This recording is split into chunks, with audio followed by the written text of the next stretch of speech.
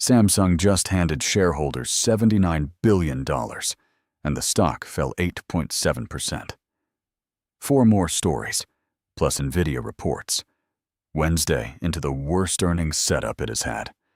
Let's get into it. Samsung got graded against SK Hynix today, and it failed.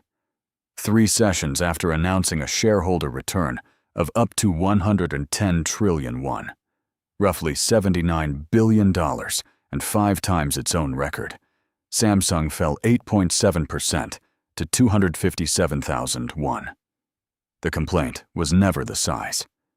SK Hynix's 40 trillion won program on August 19th explicitly canceled 24 million shares, 3.3% of shares outstanding. Samsung canceled nothing and left its standing return policy untouched.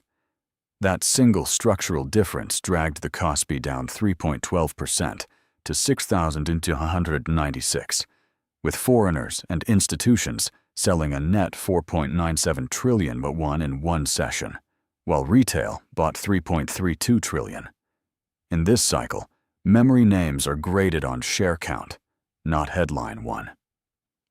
The bear case, a buyback that never retires stock, is a dividend in disguise, so Samsung spends real cash while the per-share math stays flat.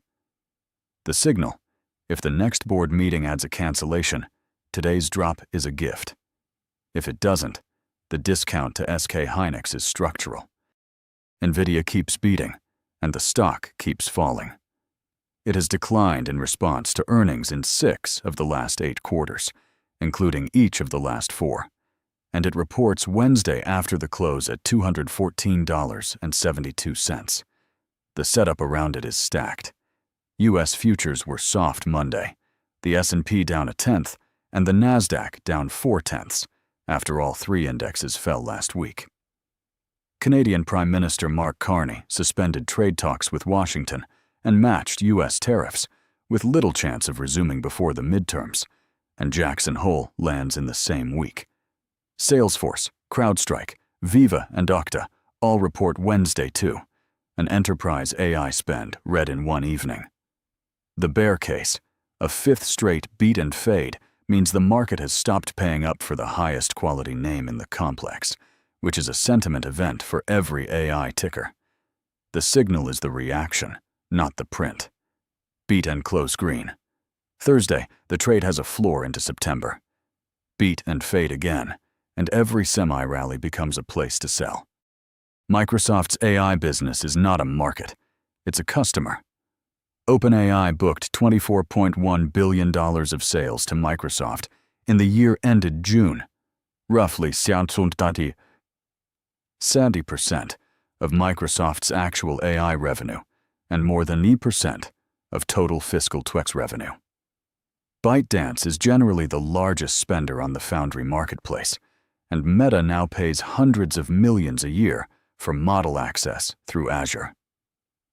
So what Microsoft reports as AI growth is mostly compute, model building costs, and a revenue share paid by one counterparty, and that counterparty lost $12.3 billion at the operating line last quarter.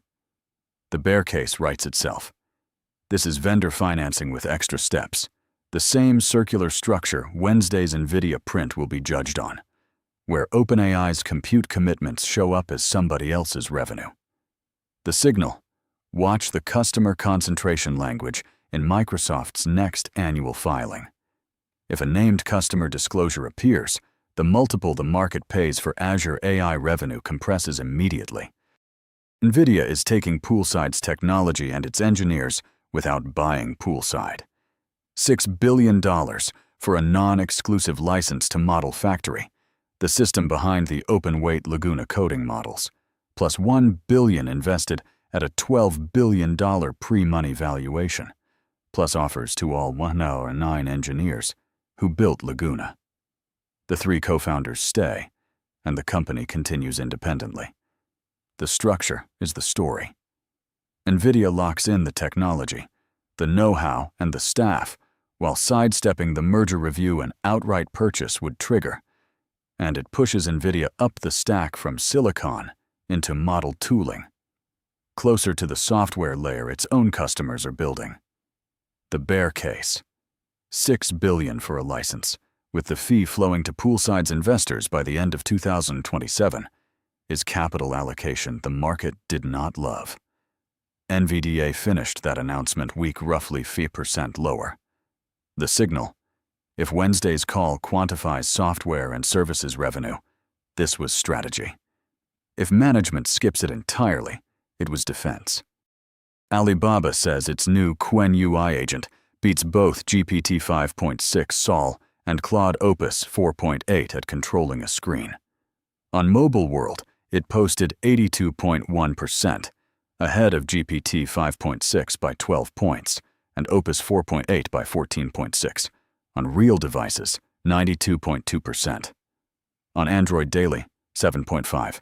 Desktop OS World Verified came in at 79.5 and web browsing at 73.6, across phones, desktops, and browsers, running on local hardware.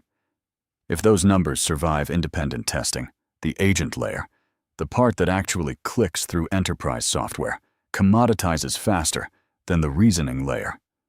That compresses pricing power for frontier labs in exactly the workflow automation market they are counting on for revenue.